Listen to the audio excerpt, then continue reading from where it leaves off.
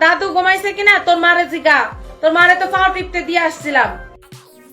ভাই রে, এই ব্যবসায়ী সুন্দরী নারীকে চিনতে পেরেছেন? যদি ফেসবুক ব্যবহার করেন তাহলে এই ব্যবসায়ী আপুকে চেনা কথা। নাম না জানলেও বলতে দেখেছেন ওয়াও। দেখেন তো, এটা তাড়াতাড়ি করে স্ক্রিনশট নেন।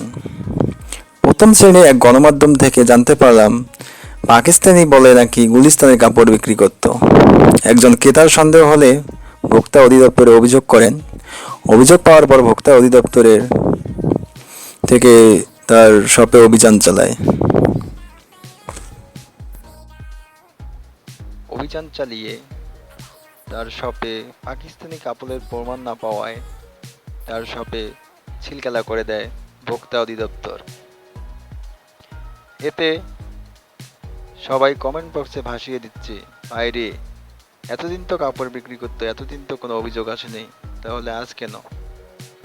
কেউ উপরে উঠতে চাইলে তাকে নিচে নামিয়ে আনায় বাঙালিদের কাজ।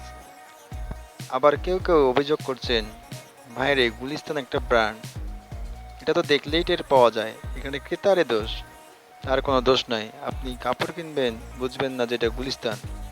গুলিস্তান একটা ব্র্যান্ড।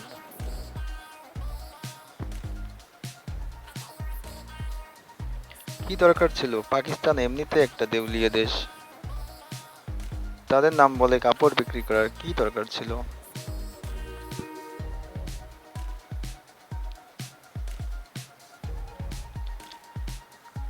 কুকুরের কাজ কুকুর করেছে, কামড় দিয়েছে পায়, তাই বলে মানুষের কামড়ানো কি শোভা পায়?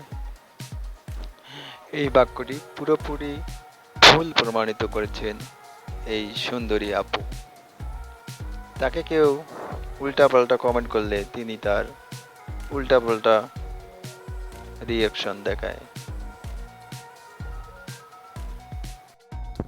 প্রিয় দর্শকবৃন্দু, এখন আপনারাই মতামত জানিয়ে দিন, এরকম ব্যবসায়ীদের কী রকম শাস্তি হওয়া উচিত।